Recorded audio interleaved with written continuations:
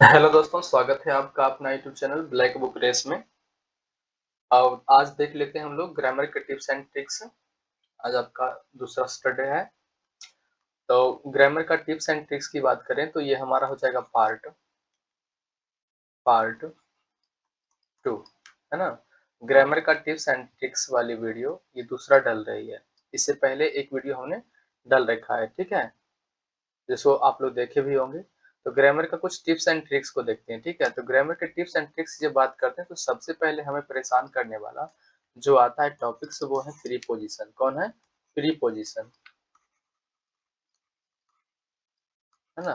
Preposition, तो हम लोग इसी का कॉन्सेप्ट को देख रहे थे ना, प्रीपोजिशन के कॉन्सेप्ट को ही, ठीक है। तो एक बात किए थे ये हम लोग कि प्रीपोजिशन को याद कैसे किया जाए। और प्रीपोजिशन में भी सबसे ज्यादा परेशान करने वाला जो टॉपिक है प्रीपोजिशन के अंदर, जो सबसे ज्यादा परेशान करने वाला टॉपिक है वो है फिक्स प्रीपोजिशन। कौन है? फिक्स प्रीपोजिशन, है ना।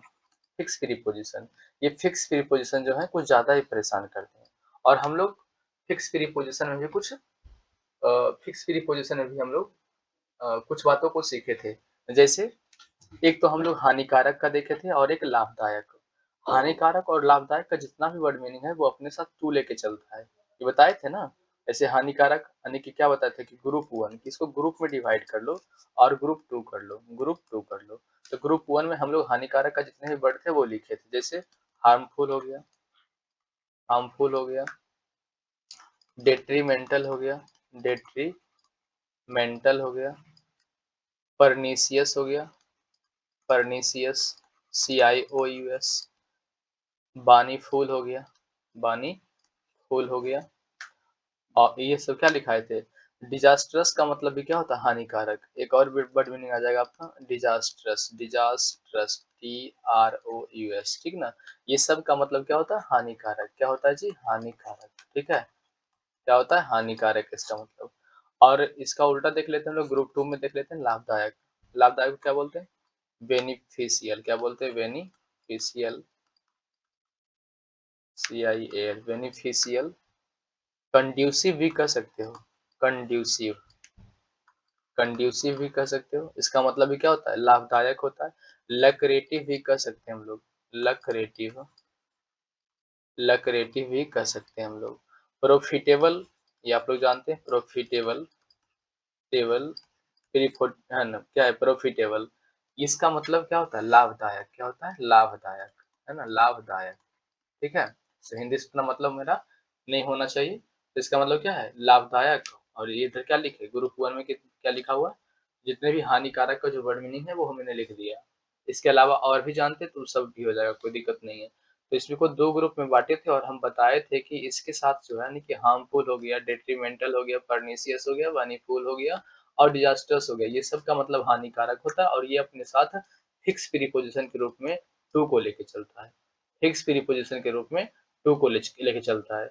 अब देखो एक एक वर्ड मीनिंग करके जोड़ेंगे कि हार्मफुल जो अपने साथ टू लेके चलता है, बेनिफिशियल अपने साथ टू लेके चलता है, तो ज्यादा हो जाएंगे, है ना। यानी कि नंबर ऑफ क्वेश्चन ज्यादा हो जाएंगे तो वैसे याद नहीं होगा। आप इस तरीके से ग्रुप में जब डाल के याद करेंगे ना, ग्रुप में ग्रुप बाय ग्रुप अगर करके याद करेंगे, दो चार वर्ड मीनिंग का एक ग्रुप बनाएंगे। अगर ऑफ लगता है तो ऑफ लगाएंगे, टू लगता है तो टू लगाएंगे, मतलब कि जो फिक्स प्रिपरेशन है वो लगा करके उसको याद कर लेंगे। यानी ग्रुप में पहले मतलब एक ग्रुप बना लेंगे और ग्रुप में रह करके याद कर लेंगे। कैसे? हमने हानिकारक का जितना भी वर्ड मीनिंग था उसको लिखा और क्या है उसके साथ क्या लगता है? टू लगता है। तो इस तरीके से हम लोग याद रख सकते हैं इसको, ठीक है। और नहीं तो ये इसको याद करना काफी टफ हो जाता है। बात है समझ में? तो ये मैंने बता रखा था, ठीक है। चलिए हम इसको ऊपर कर लेते हैं और चलते हैं न्यू वर्ड मीनिंग की तरफ, है ना। न्यू फिक्स प्रीपोजिशन की तरफ जो अपने साथ फिक्स प्रीपोजिशन को लेके चलता है। तो एक बहुत ही प्यारा और बहुत ही परेशान करने वाला फिक्स प्रीपोजिशन आता है जिसमें कि लास्ट में ना, आगे जो भी लिखा हुआ है लेकिन लास्ट में IOR लगा हुआ रहेगा, IOR लगा हुआ रहेगा, ठीक है। तो इसको ऐसे भी याद कर सकते हैं कि IOR वाला ग्रुप, है ना, IOR वाला ग्रुप। तो ये हो जाएगा ग्रुप अपना कितना हो जाएगा? 3 हो जाएगा, ग्रुप नंबर 3 हो जाएगा। जिसमें हम लोग सीखेंगे IOR वाला वर्ड मीनिंग को, IOR वाला वर्ड मीनिंग, है ना, IOR वाला वर्ड मीनिंग। यानी कि जिस वर्ड मीनिंग के अंदर अंतर्गत क्या लगा हुआ रहेगा? लास्ट में लगा हुआ रहेगा IOR। जैसे हम लोग लिखेंगे जूनियर, जूनियर, तो IOR देख रहे होंगे, है ना, जूनियर। सीनियर हो गया, सीनियर हो गया। यार क्या हो गया, मैं इसे ज़रा थोड़ा और बढ़िया से लिखने की कोशिश करता हूँ, ठीक है। तो ये हो जाएगा अपना junior, junior, senior, senior, inferior हो जाएगा, इन्फीरियर हो जाएगा, सुपीरियर हो जाएगा, सुपीरियर हो जाएगा, प्रायर हो जाएगा, एंटीरियर हो जाएगा, एंटीरियर हो जाएगा, पोस्टीरियर भी कह सकते हो, पोस्टेरियर कह सकते हो, पोस्टेरियर हो जाएगा। तो आप देख पा रहे होंगे कि चाहे जूनियर हो, सीनियर हो, चाहे जूनियर हो, सीनियर हो, इन्फीरियर हो, सुपीरियर हो, प्रायर हो, एंटीरियर हो, पोस्टीरियर हो, तो ये सब में जो है लास्ट में आई ओ आर आया। क्या आया? आई ओ आर आया। यहाँ भी देख रहे होंगे आई ओ आर आ रहा है, यहाँ भी आई ओ आर, और यहाँ भी आई ओ आर, यानी कि सबके लास्ट में क्या देख रहे हैं हम लोग? आई ओ आर, ठीक है, आई ओ आर देख रहे हैं। तो आई ओ आर वाला एक अलग ग्रुप हो जाएगा, ठीक है। लेकिन बात अच्छा, इसमें अच्छा बात ये है कि ये सब के साथ भी क्या है? टू ही लगता है, यानी कि फिक्स प्रीपोजिशन के रूप में इन सब के साथ क्या लगता है? टू लगता है। क्या लगता है? टू लगता है, ठीक है। देखिए राइटिंग पर नहीं जाइए, बस इसको याद करने से हम लोग को मतलब होना चाहिए कि आई ओ आर वाला जितने भी वर्ड मीनिंग है, आई ओ आर वाले जितने भी वर्ड मीनिंग है, इसके साथ फिक्स प्रीपोजिशन के रूप में टू लेके चलता है, और इसके अलावा कोई भी प्रीपोजिशन के साथ नहीं लगता है, ठीक है। कोई भी प्रीपोजिशन नहीं लगता है, इसके अलावा कोई भी प्रीपोजिशन नहीं लगता है। और इसके साथ अगर फिक्स प्रीपोजिशन के रूप में, यानी कि प्रीपोजिशन के रूप में अगर कुछ लगेगा तो वो है to. Junior, senior, interior, superior, prior, interior, posterior, ये जितने भी वर्ड मीनिंग है, ये सब के साथ फिक्स प्रीपोजिशन के रूप में टू आता है। क्या आता है? टू आता है। तो यहाँ से याद रहेगा। जूनियर, सीनियर तो आप जानते ही हैं, है ना। इन्फेरियर को आप जानते होंगे, क्या होता है? घटिया होता है। सुपीरियर का मतलब बढ़िया होता है ना। इस तरीके से आप लोग जानते होंगे। अब प्रायर का मतलब क्या होता है? प्रायोरिटी इसी से बना है, प्रायर से ही प्रायोरिटी बना है, मतलब प्राथमिकता हो गया, है ना। क्या हो गया? प्राथमिकता हो गया। एंटीरियर का मतलब पहले वाला, पोस्टीरियर का मतलब क्या हो गया? बाद वाला। ये तो आप जानते ही हो, ठीक है। तो ये जितने भी आई ओ आर वाले वर्ड मीनिंग का जो ग्रुप है, इसके साथ फिक्स प्रीपोजिशन के रूप में टू चलता है। जब आप इसको ग्रुपिंग कर देते हो ना, ग्रुप में जब इसको लिखते हो सही तरीके से, ग्रुप में बना बना के जब इस तरीके से याद करते हो, तो ये लंबे टाइम तक याद रहता है। मैं आज तक नहीं भूला यार, है ना। तो आप भी कोशिश करें, एकदम नहीं है ना भूलेंगे आप। चलिए एक और ग्रुप को देख लेते हैं, ग्रुप नंबर 4। और मैं उम्मीद करता हूँ कि अभी तक जो लाभदायक, हानिकारक या आई ओ आर वाला आज बता रहे हैं ना, ये सब आपको याद होना चाहिए, ठीक है। क्योंकि ये होता ये है कि कभी-कभी एरर के रूप में आ गया, कभी क्लोज टेस्ट के रूप में आ गया, तो बहुत परेशान करता है। और कभी-कभी तो देखते हैं हम लोग कि जंबल्ड में भी मतलब कि खूब सपोर्ट करता है ये, है ना। प्रीपोजिशन खूब सपोर्ट करता है, फिक्स प्रीपोजिशन जो है बहुत ज़्यादा ही सपोर्ट करता है। चाहे आप एरर बना लो, क्लोज टेस्ट बना लो, पीक्यूआरएस कर लो, तो इन सब जगह पर ये क्या है, काफ़ी ज़्यादा आपको हेल्प करता है, ठीक है? तो चलिए, तो इस तरह से हम लोग इसे याद रख सकते हैं। याद रहेगी ना? चलिए, तो ग्रुप नंबर 3 हमारा कंप्लीट हो गया। अब ग्रुप नंबर 4 में देखते हैं कि क्या है, ठीक है? तो ग्रुप नंबर 4 में कुछ वर्ड मीनिंग है, उसको लिखते हैं। हाँ, सुकम्ब हो गया, सुकम्ब हो गया, ठीक है? सरेंडर हो गया, सरेंडर, जानते होंगे क्या होता है इसका मतलब? अष्टुप, ठीक है। ये सब का मतलब होता है आत्मसमर्पण करना। ये जो वर्ड मीनिंग है जितने भी लिखे हुए हैं, चाहे सुकम्ब हो, सरेंडर हो या अष्टुप हो, ये सब का मतलब होता है आत्मसमर्पण करना। क्या होता है? आत्मसमर्पण करना, आत्मसमर्पण करना, आत्मसमर्पण करना, मतलब खुद को सरेंडर कर देना। समर्पण करना या खुद को सरेंडर करना। खुद को सरेंडर कर देना ही क्या होता है? आत्मसमर्पण करना। तो सुकम्ब का मतलब भी होता है आत्मसमर्पण करना, इस सरेंडर का मतलब भी होता है आत्मसमर्पण करना, और अष्टुप का मतलब भी क्या होता है? सरेंडर करना। और अच्छी बात ये है कि ये तीनों वर्ड मीनिंग जो है अपने साथ फिक्स प्रीपोजिशन के रूप में टू को लेके चलते हैं। फिक्स प्रीपोजिशन के रूप में क्या लेके चलते हैं? टू को लेके चलते हैं, ठीक है। तो यहाँ से याद रहेगा कि सुकम्ब हो गया, सरेंडर हो गया, अस्तुप हो गया, ये दोनों का मतलब होता है, ये तीनों वर्ड मीनिंग का मतलब होता है आत्मसमर्पण करना। क्या करना? आत्मसमर्पण करना, चाहे जो सुकम्ब हो, सरेंडर हो या अस्तुप हो, ये तीनों वर्ड मीनिंग का मतलब होता है आत्मसमर्पण करना। और अच्छी बात ये है कि ये तीनों वर्ड मीनिंग है, चाहे जो सुकम हो, या सरेंडर हो, या स्टूप हो, ये अपने साथ फिक्स प्रीपोजिशन के रूप में टू को लेके चलता है। ठीक है, तो इस प्रकार आपको ग्रुप 3 और ग्रुप 4 याद होना चाहिए। पता है समझ में? इस तरीके से आप याद करेंगे तो ये आपको लंबे टाइम तक याद रहेगा। ठीक है, इसके अलावा मैं आपको 2-3 और बता देता हूँ। ठीक है, अब ग्रुप से हट के भी थोड़ा सा बता देते हैं। ठीक है, कुछ वर्ड मीनिंग को अभी ग्रुप ही चलेगा, लेकिन मतलब ग्रुप और भी बताएंगे। अभी तक ग्रुप 4 कंप्लीट हुआ ना, ग्रुप 5 ग्रुप 6 अगले, ग्रुप 5 और ग्रुप 6 जो है अगले क्लास में देख लेंगे। ठीक है, फिलहाल मैं कुछ और वर्ड मीनिंग को मतलब कि अलग अलग है ना, इंडिविजुअल इंडिविजुअल इस चर्चा कर देते हैं। ठीक है, देखते हैं। जैसे एक होता है कि इनवाइट, है ना, इनवाइट, इनवाइट। अब मान लीजिए आपको कोई आदमी ने इनवाइट किया, क्या किया, इनवाइट किया, तो कहोगे ना कि इनवाइट किया तो, इनवाइट किया तो इनवाइट करेगा तो आपको जाना होगा, इनवाइट करेगा तो जाना होगा, इनवाइट किया तो क्या करना होगा, आपको जाना होगा। अगर किसी ने आपको इनवाइट किया, किसी ने आपको इनवाइट किया, तो आपको क्या होगा, जाना होगा।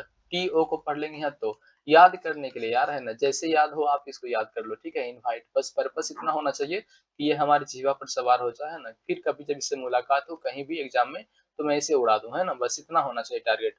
इनवाइट टू, इनवाइट के साथ क्या लगता है, टू लगता है, इनवाइट के साथ टू लगता है, तो कैसे याद रखेंगे, किसी ने अगर इनवाइट किया तो क्या होता है, जाना होता है, क्या होता है, जाना होता है। तो इनवाइट टू, इनवाइट टू मतलब इनवाइट किया तो हमें जाना होगा, इनवाइट किया तो, इनवाइट किया तो। ठीक है, इस तरीके से कर लेंगे। अच्छा ठीक है, और वर्ड मीनिंग को देख लेते हैं। नहीं याद होगा तो मैं इसे फिर ग्रुप में लाऊंगा। ठीक है, घबराने की बात नहीं है। मैं और ग्रुप, अभी तक हमने ग्रुप 1 को देखा, ग्रुप 1 को देखा, ग्रुप 2 को देखा, ग्रुप 3 मैंने कंप्लीट किया, और ग्रुप 4 को मैंने कंप्लीट किया। ठीक है, इस तरीके से लगभग आपको यहाँ 10-15-20 वर्ड मीनिंग मैंने याद कर, 20 मतलब कितना हो जाएगा, अगर काउंट करते 1 2 3 4 5 5 5 10 10 10 10 17 14, लगभग 25 वर्ड मीनिंग के आसपास मैंने दे दिया है ना, फिक्स प्रीपोजिशन के रूप में। ये ग्रुप 4 में, ग्रुप 4 तक कंप्लीट करके मैंने 20 से 25 है ना वर्ड मीनिंग आपको सिखा दिए, जिसमें फिक्स प्रीपोजिशन के रूप में क्या लग रहा था, टू लग रहा था। ठीक है, और इधर मैं देख रहा हूँ, है ना, इनवाइट किया तो क्या होगा, जाना होगा, है ना, क्या क्या लगता है, टू लगता है, क्या लगता है जी, टू लगता है। ठीक है, अच्छा और वर्ड मीनिंग को देखते हैं, क्या होता है, स्लीप, SLEEP, स्लीप के साथ लगता है इन, क्या लगता है, स्लीप इन। तो कैसे याद रखेंगे इसको, कि स्लीप यानी कि सोने में, सोने में, इनका मतलब क्या होता है, में, इनका मतलब क्या होता है, में, यानी कि सोने में कैसा आता है, मजा आता है, क्या आता है, इंटरेस्ट आता है। तो इसके एक और वर्ड मीनिंग है इंटरेस्ट, क्या है, या इंटरेस्टेड, जो भी बोल दो, इंटरेस्टेड, इंटरेस्टेड, इंटरेस्टेड के साथ भी इन लगता है, क्या लगता है, इन लगता है। ठीक है, ये दोनों जगह ध्यान रखना। तो सोने में, सोने में क्या आती है, इंटरेस्ट आती है ना, सोने में क्या आती है, इंटरेस्ट आती है। मतलब जब कोई आदमी सोता है तो क्या होता है, उसे मजा ही आता है ना। हाँ, मतलब जब वो सोता है तो कैसा मजा आता है, इंटरेस्ट, यानी कि स्लीप में क्या है, मजा है, इंटरेस्ट है, क्या है, इंटरेस्ट है। तो स्लीप इन, सोने में मजा है, इंटरेस्ट, इंटरेस्टेड का मतलब, इंटरेस्टेड का मतलब क्या, इंटरेस्ट है, यानी कि सोने में क्या है, इंटरेस्ट है। तो सोना और इंटरेस्ट दोनों, दोनों के साथ क्या लगता है, इन लगता है, क्या लगता है, इन लगता है। यानी कि स्लीप इन, स्लीप के साथ भी इन लगता है, और इंटरेस्टेड के साथ भी क्या लगता है, इन लगता है। तो सोने में मजा आता है, तो सोना और मजा वाला वर्ड मीनिंग दोनों के साथ क्या लगता है, फिक्स प्रीपोजिशन के रूप में क्या आता है, फिक्स प्रीपोजिशन के रूप में टू आता है, फिक्स प्रीपोजिशन के रूप में क्या आता है, टू आता है। याद रहेगा यहाँ से। चलिए, तो आप इतना ही याद रखिए। ठीक है, ज्यादा हम लोग आगे, है ना, ज्यादा करेंगे तो फिर आप भूलने लगोगे। चलिए, मैं यही चाहता हूँ कि आपको याद रहे जो मैं बताऊं, बस आपको याद रहे। ठीक है, अच्छा एक और वर्ड मीनिंग को देख लेते हैं। एक होता अक्यूट, है ना, ACQUIT, हाँ यही होता है अक्यूट। अक्यूट के साथ ऑफ लगता है, क्या लगता है, अक्यूट के साथ ऑफ लगता है, अक्यूट के साथ ऑफ लगता है, अक्यूट ऑफ होता है, अक्यूट ऑफ होता है। और अक्यूट ऑफ का मतलब होता है दोष मुक्त करना, क्या करना जी, दोष मुक्त करना, दोष, दोष मुक्त करना। ठीक है, चलिए, और इसका एंटो देख लेते हैं। एंटो मतलब उल्टा, जानते हो ना, एंटो देख लेते हैं, कन्विक्ट, कन्विक्ट, इसका मतलब होता है दोषारोपण करना, क्या करना, दोषारोपण करना, दोषारोपण, दोषारोपण करना। ठीक है, मतलब दोष लगाना, यानी कि दोषी ठहराना। क्लियर, तो अक्यूट का मतलब होता है दोष मुक्त करना। अक्यूट का मतलब होता है दोष मुक्त करना, ठीक है? और कन्विक्ट का मतलब होता है दोषारोपण करना, ठीक है? तो दोषारोपण करना और दोष मुक्त करना, ये दोनों वर्ड मीनिंग के साथ है। अच्छी बात ये है कि मैं वर्ड मीनिंग नहीं बल्कि मैं फिक्स प्रीपोज़िशन को समझा रहा हूँ कि ये दोनों के साथ क्या लगता है? ऑफ लगता है, ठीक है? तो याद रखेंगे कि दोष मुक्त करना और दोषारोपण करना, यानी कि दोषी ठहराना और दोष से मुक्त कर देना, ये दोनों वर्ड मीनिंग के साथ दोषारोपण करना दोषारोपण करना और दोष मुक्त करना, दोषारोपण करना या दोष मुक्त करना, ये दोनों वर्ड मीनिंग के साथ क्या लगता है? ऑफ लगता है। यानी कि दोनों के साथ फिक्स प्रीपोज़िशन के रूप में क्या लगता है भाई? ऑफ लगता है, ठीक है? तो अक्यूट ऑफ होता है और कन्विक्ट ऑफ होता है। अक्यूट ऑफ का मतलब हो गया दोष मुक्त करना और कन्विक्ट ऑफ का मतलब हो गया दोषारोपण करना, ठीक है? तो कन्विक्ट के साथ भी ऑफ लगता है और अक्यूट के साथ भी क्या लगता है? ऑफ लगता है। तो यहाँ बात ये है, इसको लिखने का मेन मतलब यह है कि दोषारोपण करना और दोष मुक्त करना, ये दोनों एक दूसरे का एंटो है, लेकिन अच्छी बात इसमें ये है कि दोनों जो है ऑफ नाम का फिक्स प्रीपोजिशन को लेके चलता है। क्लियर? तो अक्यूट ऑफ याद रखेंगे, अक्यूट ऑफ एंटो क्या हो जाएगा इसका? कन्विक्ट। क्या हो जाएगा? कन्विक्ट ऑफ हो जाएगा। तो अक्यूट ऑफ और कन्विक्ट ऑफ, ये दोनों एक दूसरे का क्या है? एंटो भी है। क्या है? एंटो है। और अच्छी बात ये है कि दोनों क्या है? फिक्स प्रीपोजिशन के रूप में ऑफ को लेके चलता है, ठीक है? चलिए, आज के लिए इतना ही। मिलते हैं नेक्स्ट ग्रामर के टिप्स एंड ट्रिक्स वाले वीडियो में, ठीक है? आप लोग ध्यान से जितना बताया, ज़्यादा बताने से कोई मतलब नहीं होता यार, है ना? मतलब कि आप उतना करो बस जितना से क्या है? याद रहे आपको, ठीक है? तो चलिए मिलते हैं नेक्स्ट क्लास में। जय हिंद।